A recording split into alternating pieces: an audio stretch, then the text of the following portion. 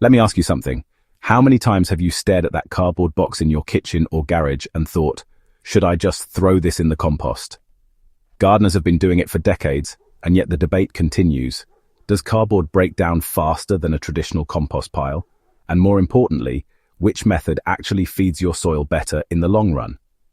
Today I'm going to break down the truth about cardboard versus traditional composting so you can make the best choice for your garden. Stay with me here, because once you hear how these two systems work differently, you'll look at waste and soil building in a whole new light.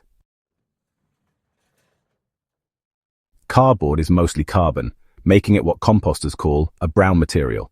It's lightweight, widely available, and easy to tear into strips or soak so it softens. When you add cardboard to your compost, you're giving the pile structure and balance against all those nitrogen-rich greens like kitchen scraps or grass clippings. But the real trick lies in how it breaks down. Worms and soil microbes love the fibrous texture of softened cardboard, and once it's wet, it holds moisture surprisingly well. If you're running a worm bin, cardboard is almost like candy. It becomes food and bedding at the same time, speeding decomposition in ways that kitchen waste alone can't. Traditional compost piles work on a simple balance of greens and browns layered together, with microbes generating heat to drive the process. Vegetable scraps, weeds, leaves, and even animal manure all go in, and the pile cooks itself down over time. A well-managed compost heap can finish in as little as 2 to 3 months if you turn it regularly and keep it moist. Compared to cardboard alone, this system is faster because it offers a broad diversity of ingredients and nutrients. Microbes thrive when they have a buffet of materials to chew through, not just cellulose from paper. That's why traditional compost often edges ahead in speed when conditions are ideal. Here's where things get interesting. In gardens where piles are neglected or slow to heat up, cardboard has a sneaky advantage. Tear it into small pieces, wet it thoroughly, and layer it directly into the soil or trench it under mulch, and you'll see it vanish within a season.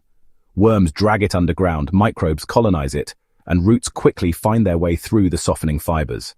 Traditional compost piles that aren't turned or balanced properly can sit for months, even years, before fully breaking down, while a sheet of wet cardboard disappears in half the time, right in the soil. The smartest gardeners don't pit cardboard against compost. They use both.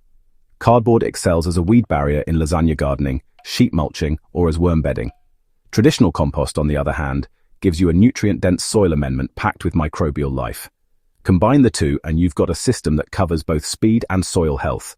Use cardboard to suppress weeds and attract worms, and keep your compost pile cooking for a steady supply of rich humus. Together, they create a cycle where nothing is wasted, and your soil gets stronger year after year. So which breaks down faster, cardboard or traditional compost? The honest answer is that it depends on how you use them. A well-tended compost pile will always outpace cardboard on its own, but cardboard layered smartly into soil can outcompete a poorly maintained heap. In the end, speed matters less than strategy. What counts is how these tools build soil life and fertility over time.